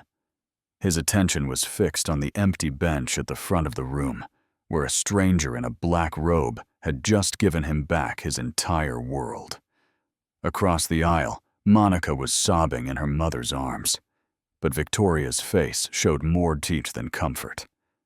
Holloway was already gathering his things, probably planning an appeal that would go nowhere now that the truth was on record. Derek watched his ex-wife cry, and he felt no triumph, no satisfaction, no vindication. He felt only exhaustion and relief and an overwhelming need to hold his daughter. Mr. Mitchell. Derek looked up to find the bailiff standing beside him. You are free to go, the bailiff said. Congratulations. Derek stood on shaky legs, his vision blurry with tears. He had finally stopped fighting. He looked toward the door behind the bench, hoping to catch one more glimpse of Judge Crawford. But the judge was already gone. There was so much Derek wanted to say, so much gratitude burning in his chest that words could not contain. But the moment had passed. The judge had done what he had promised to do, render a fair verdict based on the facts. The rest was up to Derek. He walked out of the courthouse into brilliant sunshine. The storm from 3 nights ago felt like a lifetime ago now, like something that had happened to a different person in a different world. Everything felt transformed. The air, the light, the weight on his shoulders. His phone buzzed. Mrs. Dorothy. How did it go? Derek's voice cracked as he answered. I won, Mrs. Dorothy. Lily is staying with me. Her tears were audible through the phone, mixing with laughter and prayers of thanks. Oh, thank God. Thank God. Derek, Lily has been so worried. She kept asking if you were coming back, if she was going to have to leave. Tell her I am coming home right now, Derek said, his hand already reaching for his car keys. Tell her we are going to celebrate. Tell her the lucky charm worked. He practically ran to his car, his hands shaking so badly he could barely get the key in the ignition. The drive home blurred together streets and traffic lights, and turns he made on autopilot, his mind filled with only one thought: Lily. When Derek burst through the apartment door, Lily was sitting on the floor with her coloring books, her small body tense with worry, her eyes searching his face for answers. Daddy Derek dropped to his knees so hard, the thin carpet barely cushioned the impact. He did not care. He opened his arms wide, and Lily crashed into him like a blonde-haired comet, her tiny fists clutching his jacket so tight he could feel her nails through the fabric. She smelled like strawberry shampoo and grape juice, and the particular sweetness of childhood. Her body shook against his 6 years old, and carrying the weight of fears no child should ever know. Daddy, she sobbed into his neck, saying his name over and over like a prayer, like if she repeated it enough times, he would not disappear. Daddy, Daddy, Daddy. Derek buried his face in her hair and let himself cry, really cry the way he had not allowed himself in months. Great heaving sobs that came from somewhere so deep he had not known it existed, releasing all the fear and exhaustion and desperation he had been holding back. I am here, baby, he managed between breaths. I am here. I am not going anywhere. Not ever. Not ever. You are staying with me. Lily pulled back to look at him, her cheeks wet with tears, her eyes huge with hope and fear. Forever, forever, sweetheart. You are mine, and nothing is ever going to change that. The judge said you get to stay right here with Daddy. The lucky charm worked, she asked, her voice small and wondering. Derek reached into his pocket and pulled out the crumpled drawings, now damp with his own tears. It worked, he confirmed. Your magic was stronger than anything. Lily threw her arms around his neck again, squeezing with all the strength her little body could muster. I told you, she whispered. I told you love always wins in the stories. Mrs. Dorothy stood in the doorway, dabbing at her eyes with a tissue. I will give you two some time, she said softly, and slipped away. For a long while, father and daughter just sat there on the floor of their tiny apartment, holding each other, crying and laughing and crying again. The cramped rooms that Monica's lawyers had called inadequate felt like a palace, the worn furniture like thrones, the water-stained ceiling like a cathedral dome. None of it mattered. Only This has mattered. Only Lily. Eventually, the tears subsided, and Lily pulled back with a sniffle. "Daddy." "Yeah, baby." "Can we have ice cream?" she asked. Her voice still shaky, but her eyes bright with the resilience of childhood. To celebrate, Derek laughed a real, genuine laugh that felt like it came from somewhere he had thought was dead. "We can have all the ice cream you want, Lily Bean. We can have ice cream for breakfast, lunch, and dinner, if that is what you want." They walked hand in hand to the small ice cream shop 2 blocks away, the one with the red awning, and the owner who always gave Lily extra sprinkles. She got chocolate with rainbow sprinkles, and gummy bears, her favorite combination. Derek got vanilla, and they sat at the little table by the window, watching people walk by, just being together. "Daddy," Lily said between bites, "what made the judge be nice to us?" Derek thought about the storm, about 2 girls standing in the rain, about making a choice to stop, when every logical part of him had screamed to keep driving. "I helped some people," he said slowly, "when they needed it. And I guess kindness came back to us in ways I did not expect." "Like karma?" Lily asked. She had learned that word from a cartoon. "Yeah, baby." Derek smiled. "Like karma. Like the Lucky Charm magic," she corrected. "Because I drew it with my whole heart." Derek looked at his daughter, at this perfect little person who believed in magic and lucky charms and the power of love to conquer anything. Maybe she was right. Maybe that was exactly what it was. Exactly like the Lucky Charm magic, he agreed. "You saved us, Lily Bean." She grinned, chocolate smeared on her chin. "I know. That is what Lucky Charms do." 2 weeks after the custody hearing, life had begun to settle into something resembling normal. Derek still worked his 2 jobs, still came home exhausted every night, still counted every penny.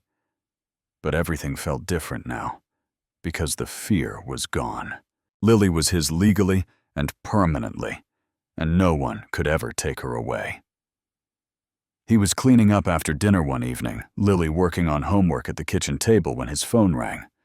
The number was unfamiliar, and Derek almost let it go to voicemail before something made him answer. "Mr. Mitchell." "This is William Crawford." Derek's heart stuttered. "Your Honor, please call me William. I am not wearing the robe right now." Derek stepped away from the kitchen, lowering his voice so Lily would not hear. "I do not know how to thank you," he said, "for everything." "What you did, I did my job," Judge Crawford interrupted gently. "I reviewed the evidence and made a decision based on the facts. Any fair judge would have done the same." "Still," Derek said, "thank you." There was a pause on the line, and when the judge spoke again, his voice was different, warmer, less formal. "Actually, Mr. Mitchell's Eric, I am calling because my daughters have not stopped talking about you. They want to thank you properly for helping them that night in the storm. We were hoping you might join us for dinner this Saturday. You and Lily, of course." Derek did not know what to say. The invitation felt surreal, like something from a dream rather than real life.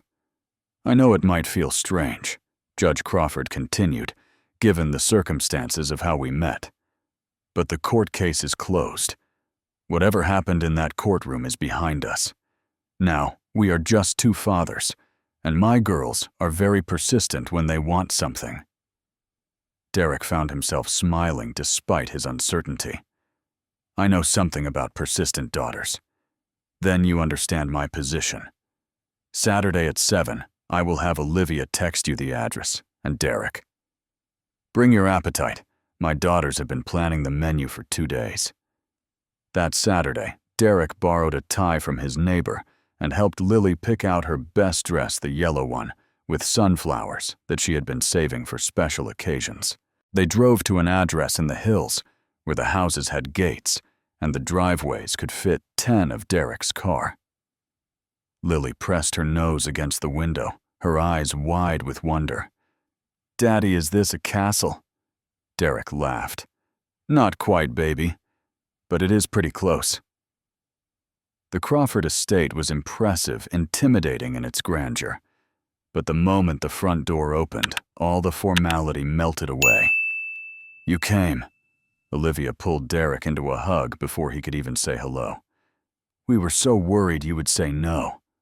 "Of course we came," Derek replied, slightly overwhelmed by her enthusiasm. Bella was right behind her sister, her sharp eyes immediately finding Lily. "And you must be the famous Lily. Your dad told us all about you." Lily hid behind Derek's leg, suddenly shy in the presence of these tall, elegant teenagers. But Bella just smiled and knelt down to her level. "I am Bella. Do you want to see our game room? We have every video game ever made. Well, almost every video game." Lily looked up at Derek for permission. He nodded, and she tentatively took Bella's outstretched hand, allowing herself to be led into the massive house. Judge Crawford appeared at the top of the stairs, dressed casually in jeans and a sweater, looking nothing like the imposing figure who had presided over Derek's case. "Derek," he said warmly, descending to shake his hand. "Welcome to our home." "Thank you for inviting us," Derek replied, still slightly dazed by the surreal turn his life had taken. They made their way toward the living room, and that was when Derek saw her. A woman stood by the window, her back to them, as she adjusted a vase of flowers. She turned at the sound of their approach, and Derek's breath caught in his throat. She was beautiful in a way that seemed almost unreal. Long blonde hair cascaded over her shoulders in soft waves. She wore a red dress that managed to be elegant and approachable, at the same time highlighting a figure that was slender but strong. Her eyes were green warm and intelligent, and when she smiled, it was like the whole room got brighter. Judge Crawford said, "This is my goddaughter, Charlotte Hayes. She has been a family friend since she was a girl. I asked her to join us for dinner." Charlotte extended her hand, and when Derek took it, he felt something stir in his chest that he had not felt in years. "It is nice to meet you, Derek," Charlotte said. "Olivia and Bella have told me so much about you. You are something of a hero around here." "I am no hero." Derek managed, acutely aware of how underdressed he must look compared to her. "I just did what anyone would do." Charlotte's smile widened. That is exactly what a hero would say. Dinner that first Saturday was a revelation. The Crawford house was grand, filled with expensive furniture and artwork that probably cost more than Derek would earn in a lifetime. But despite the opulence, there was an emptiness to the space, a coldness that spoke of rooms that were never used, and conversations that never happened. Until tonight. Tonight, the dining room was filled with laughter and conversation, and the kind of chaos that only happens when people are genuinely enjoying each other's company. Lily had emerged from her shyness within an hour, drawn out by Olivia and Bella's infectious enthusiasm. By the time dinner was served, she was chattering away about her school and her friends, and her favorite cartoons, with both teenagers hanging on every word. She asked if she could call you her big sisters. Olivia told Derek across the table, her eyes shining. "Is that okay?" Derek looked at his daughter, who was currently teaching Bella some complicated handshake she had learned on the playground. "If she wants to," he said, his voice thick with emotion. "She has never had siblings before." "Neither have we," Bella said. "Not really. We had each other, but we always wanted a little sister." Judge Crawford watched the interaction with an expression Derek could not quite read. There was warmth there, certainly, but also something like regret, like a man seeing for the first time all the things he had missed. And then there was Charlotte. She had been seated next to Derek, and throughout the meal they had fallen into easy conversation. He learned that she was 32, a year older than him, and that she taught art at Riverside Elementary School. "Wait," Derek set his fork, pausing halfway to his mouth. "Riverside Elementary." "That is where Lily goes." Charlotte's eyes widened. "You are kidding. What grade? First grade. Her teacher is Mrs. Patterson." Charlotte laughed, a sound like bells that made Derek's heart do something unexpected. "I know Mrs. Patterson. I am the art teacher for the lower grades. I probably have Lily in my class." The coincidence felt almost too perfect to be real, but when they compared schedules, it turned out to be true. Charlotte had been teaching Lily for months without either of them knowing the connection. "She is wonderful," Charlotte said, her voice soft with genuine affection. "So creative and kind. She made me a drawing last week of a rainbow with all the colors in the wrong order.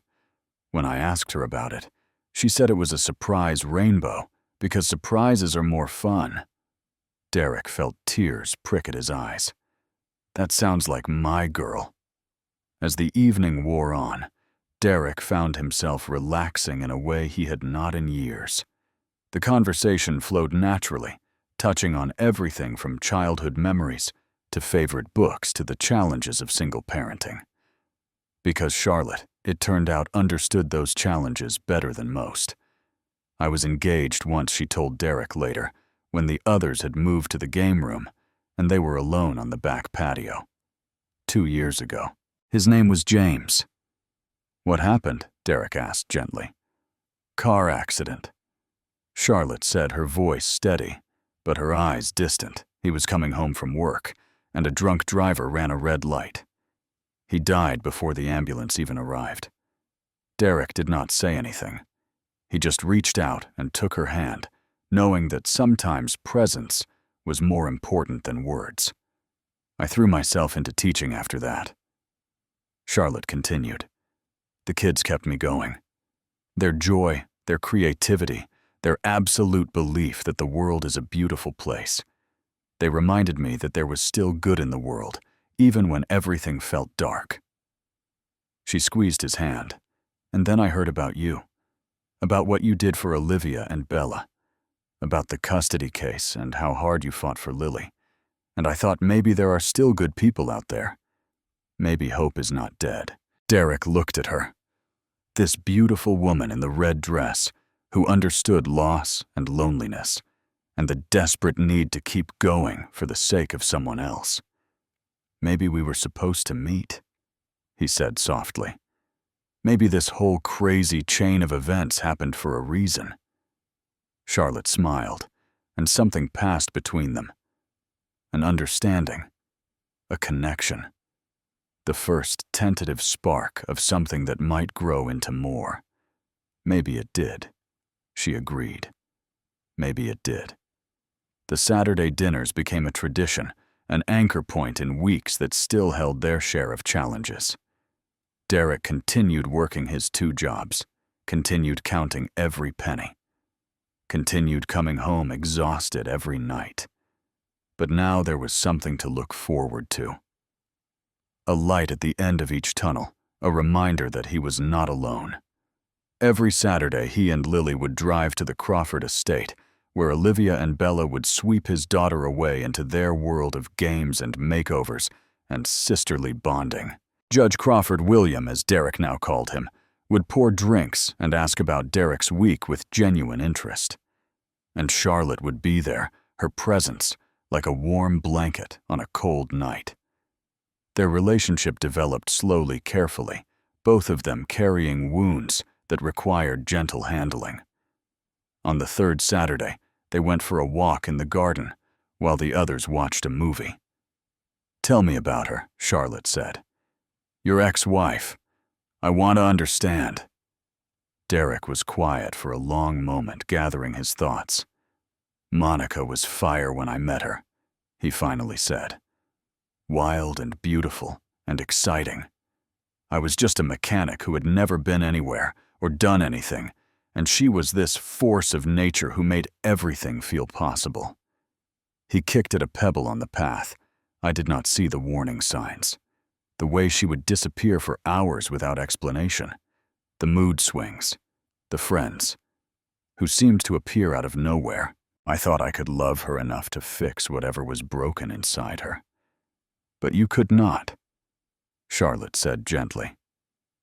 No, nobody could. She had to want to fix herself, and she did not. When I found the drugs, when I realized what was really going on, I had to choose between trying to save her and protecting Lily. You chose Lily. I will always choose Lily, Derek said simply. She is everything. Charlotte stopped walking and turned to face him. The moonlight caught her hair, turning it silver. I think that is why I am drawn to you, she said softly. You know how to love completely. You know how to put someone else's needs before your own. That is rare, Derek. That is precious. Derek reached out and tucked a strand of hair behind her ear. I could say the same about you. The way you talk about your students, the way you have thrown yourself into being there for Olivia and Bella, the way you still believe in good things even after everything you have lost.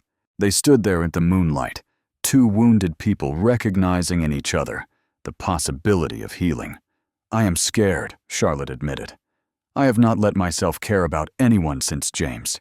I am afraid that if I do, if I let myself hope again, something will take it away. Derek took her hands in his. I am scared too, he said. I have been hurt, and I have seen how loving someone can tear you apart. But I am more scared of never trying again. I am more scared of spending the rest of my life alone, because I was too afraid to take a chance. Charlotte smiled through tears. So what do we do? She asked. Derek thought about the storm, about the choice he had made to stop when he could have kept driving. We take it one day at a time, he said. We are honest with each other. We move at whatever pace feels right, and we see where it goes. Charlotte squeezed his hands. I can do that, she said. I think I would like to do that. On the 6th Saturday, when they thought no one was watching, they kissed for the first time on the patio under the stars. It was gentle and tentative and full of promise, the kiss of two people who had learned to be careful with their hearts, but were choosing to be brave. Inside, pressed against the glass door, 3 faces watched with barely contained glee. Finally, Olivia whispered, I thought they would never figure it out. The months that followed were filled with the slow, beautiful work of building a life together. Derek got a job offer through William's connections, a position at a better garage with proper benefits and reasonable hours. He almost refused it, his pride bristling at what felt like charity. I cannot take handouts, he told William one evening. I need to earn things myself. William fixed him with a level stare. It is not a handout. It is a recommendation. I told the owner you were the best mechanic I had ever met, and he agreed to interview you. What happens after that is up to you. Derek went to the interview. He got the job on his own merits, and for the first time in years, he was not working himself to death just to survive. The relationship with Charlotte deepened naturally without pressure or expectation. They went on dates when they could stolen hours between his work schedule and her teaching. They brought Lily to parks and museums and the ice cream shop with the red awning. They talked for hours about everything and nothing, learning each other's stories, each other's scars, each other's dreams. Lily adored Charlotte, a fact that became clear the first time she introduced her to her classmates. This is Miss Charlotte, she announced proudly during show and tell. She is my daddy's special friend, and she makes really good pancakes, and she is going to be my new mommy someday. Charlotte had turned bright red. Derek had nearly choked on his coffee when she told him the story later. I did not know what to say. Charlotte admitted, laughing and embarrassed. She was so confident about it, like it was already decided. Derek pulled her close. Kids know things, he said. Maybe she is onto something. As for William, the change in him was remarkable. The workaholic judge, who had spent decades choosing career over family, had begun to choose differently. He showed up for dinners. He attended Olivia and Bella's college events. He took Lily to the park and taught her to ride a bike in his massive backyard, something he had never done with his own daughters. One afternoon, Derek found him sitting on the patio watching Lily chase butterflies in the garden. "I miss this with my girls," William said, without preamble. "I told myself I was providing for them, that my work was important, that they would understand when they were older. But they did not need my money. They needed me." Derek sat down beside him. "You are here now," he said. "That is what matters." William shook his head. "Is it enough can showing up now make up for all the years I was not there?" Derek thought about his own journey, about the fear and the struggle, and the way love had somehow carried him through. "I do not know," he admitted, "but I know that trying matters. I know that change is possible, and I know that your daughters love you, even if they are still hurt by the past." William was quiet for a long moment. "You taught me that you know," he finally said. "That night in the storm, when you stopped for my girls, when you had nothing to spare, but gave everything anyway, that is when I started to understand what I had been missing." He turned to look at Derek.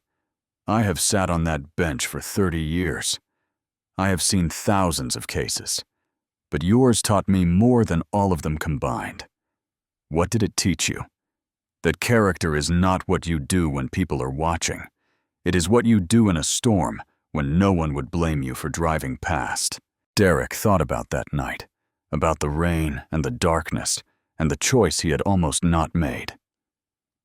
"I almost did not stop," he admitted. "I was so tired, so beaten down. I almost kept driving." William smiled. "But you did not. That is what matters. You stopped." 1 year after the storm that changed everything, Derek drove Charlotte to a stretch of Highway 89 that she did not recognize. "Where are we going?" she asked, watching the dark road unfold before them. Derek did not answer. He just kept driving until he reached a spot he had memorized, a spot where the highway curved slightly and the shoulder widened into a small pull-off area. He parked and turned off the engine. "This is where it happened," he said quietly. "This is where I stopped for Olivia and Bella." Charlotte looked at the unremarkable stretch of road, trying to see it through his eyes. "Everything changed right here," Derek continued. "I made a choice probably without even thinking about it, and that choice led to William, to the custody case, to you." He turned to face her. "Charlotte, I have spent most of my life just trying to survive, working myself to exhaustion, fighting to keep my daughter, never daring to hope for anything more than getting through another day." Charlotte's breath caught as she saw him reaching into his pocket. "But then I stopped in a storm, and everything got better. I got Lily, really got her in a way that no one can ever take away. I got a family in William and the girls, and I got you." He pulled out a small box and opened it, revealing a ring that was not expensive, but was perfect, a simple diamond that caught the moonlight and sparkled like a promise. "I know I am not rich," Derek said, his voice rough with emotion. "I know I cannot give you fancy things, or a big house, or a life without struggle. But I can give you my whole heart, Charlotte. I can give you every ounce of love I have. I can promise to show up every single day for the rest of my life." Charlotte was crying, tears streaming down her face as she looked at the ring and then at the man holding it. "This spot, this stretch of road, it is where I learned that one choice can change everything. So I am asking you to make a choice too, Charlotte." Hayes, will you marry me? Charlotte did not hesitate. Yes, she whispered, then louder. Yes. Yes, 1,000 times. Yes. Derek slipped the ring on her finger, and they kissed on that dark stretch of highway, two wounded people who had found their way to wholeness together. When they finally pulled apart, Charlotte was laughing through her tears. You know, she said, Lily told her whole class this was going to happen. Derek grinned. Like I said, kids know things. The wedding was small and perfect, held in the backyard of the Crawford estate on a sunny afternoon 6 months after the proposal. Charlotte wore a simple white dress that made her look like something from a dream. Her blonde hair was adorned with wildflowers, and when she smiled at Derek across the makeshift aisle, he forgot how to breathe. Judge Crawford officiated, his voice steady, but his eyes suspiciously bright. We are gathered here today. He began to celebrate the union of two people who found each other in the most unlikely circumstances. Two people who learned that one act of kindness can ripple outward into something beautiful. Olivia and Bella stood as bridesmaids, beaming at the couple with the satisfaction of matchmakers whose plan had succeeded beyond their wildest dreams. And Lily, Hecious Lily in her flower girl dress, walked down the aisle with such careful concentration that everyone had to fight not to laugh, carrying a basket of petals and scattering them with meticulous precision. When she reached the front, she looked up at Charlotte with shining eyes. Hi, Mommy. She whispered the word, slipping out naturally, as if she had been saying it all her life. Charlotte's composure cracked. Tears spilled down her cheeks as she knelt to embrace the little girl who had claimed her heart from the very beginning. Hi, baby, she whispered back. I love you so much. I love you too, Lily said. I drew you a lucky charm for the wedding. It is in Daddy's pocket. Derek reached into his jacket and pulled out the drawing, a crayon masterpiece showing 4 stick figures holding hands. Daddy, Mommy, Lily, and a yellow sun overhead. She made it this morning, Derek said, his voice thick. She said, now the family is complete. William cleared his throat, clearly fighting his own emotions. With that, he said, I believe we have rings to exchange. The vows were simple and from the heart. Derek promised to love, honor, and show up. Charlotte promised to be patient, to be present, to choose their family every single day. And when William pronounced them husband and wife, the small gathering erupted in cheers that probably scared the birds from the trees. Mrs. Dorothy was there dabbing at her eyes with a handkerchief and muttering about how she always knew that boy would find happiness. The owner of the ice cream shop had provided the wedding cake, a towering creation covered in rainbow sprinkles, because Lily had insisted. And when the dancing started, Derek held his new wife close and thought about all the storms that had led to this moment. We made it, he whispered. Charlotte smiled against his shoulder. We made it, she agreed. Together. 2 years after the storm, Derek Mitchell's life had transformed in ways he had never dared to dream. They lived in a modest house now, one they had bought together, with careful savings and help from William, who had insisted it was an early inheritance for his honorary grandchild. It was not mansion, but it was theirs, with a backyard where Lily could play, and a kitchen where Charlotte made pancakes on Sunday mornings, and a living room that was always full of laughter. On this particular Sunday, the whole family had gathered a tradition that had solidified over the years. Olivia and Bella, home from college for the weekend, were teaching Lily a complicated dance they had learned. Charlotte was pulling a roast from the oven, while Derek set the table. And William sat in the corner armchair, watching the chaos with a contentment that would have been unthinkable 3 years ago. Daddy Lily came running her 8-year-old legs, carrying her faster than seemed possible. Miss Olivia says I am a natural. Can I take dance lessons? Derek scooped her up, marveling at how big she had gotten. How the baby he had fought so hard to keep was becoming a young girl right before his eyes. We will see, Lily Bean. Let us talk about it later, okay? That means yes, Lily announced confidently. I can always tell. The table was loud and full plates passed, and stories shared, and love present in every word and gesture. Derek looked around at the faces gathered there, his wife, his daughter, the teenagers, who had become sisters, the judge who had become a father figure. After dinner, when the dishes were done, and the girls had settled in front of a movie, Derek stepped out onto the back porch. The evening was warm, the sky painted in shades of orange and pink.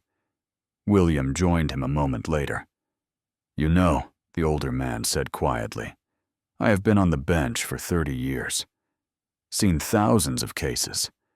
Broken families, put back together, torn apart, rebuilt in new configurations. Derek waited, sensing there was more. But yours, William continued, turning to look at him. Yours taught me more than all of them combined. What did it teach you? That character is not what you do when people are watching. It is what you do in a storm when no one would blame you for driving past. Derek pulled out his wallet and extracted a worn, creased piece of paper. The original Lucky Charm Lily had drawn the night before his custody hearing. The stick figures had faded, but the message was still clear. Day and Lily forever. Except now there were more figures. Over the years, Lily had added to the drawing Charlotte in her wedding dress, Olivia and Bella with their long hair, William with his serious face. A family built not by blood, but by choice. She made this the night before court, Derek said. Told me if you draw something with your whole heart, it becomes real. He looked at the drawing, at the crude but perfect representation of everything he held dear. I guess she was right. From inside, Lily's voice rang out. Daddy, the scary part is coming. You have to hold my hand. Derek tucked the drawing back into his wallet and smiled. Coming, baby. He paused at the door, looking back at the sky one more time. The same sky that had held that terrible storm now held stars and possibilities, and the promise of tomorrow. Sometimes the smallest choices change everything he thought. One decision to stop instead of driving past. One moment of kindness to strangers who needed help. That is all it takes. He walked inside where his daughter immediately grabbed his hand and pulled him onto the couch. Charlotte settled against his other side, her head on his shoulder. The movie played something animated and silly, and Lily's giggle mixed with the sounds of the family she had always deserved. Derek Mitchell had learned something in that storm 2 years ago, something he would carry with him for the rest of his life. Sometimes the people you save become the people who save you. And sometimes, when you choose kindness over convenience, when you stop, instead of driving past the universe, chooses you right back. Friends, if this story touched your heart the way it touched mine, please take a moment to hit that like button and subscribe to our channel. Your support means the world to us and helps us bring more heartwarming stories like this one to you every week. Share this video with someone who needs to be reminded that kindness matters, that showing up matters, that one small choice can change everything. Tag a friend, send it to a family member, or post it on your social media. You never know whose day you might brighten or whose hope you might restore. And remember, the next time you see someone stranded in a storm, the next time you have a chance to help, when it would be easier to drive past, take that chance. You never know whose life you might save, including your own. Thank you for watching, thank you for being part of our community, and we will see you in the next story.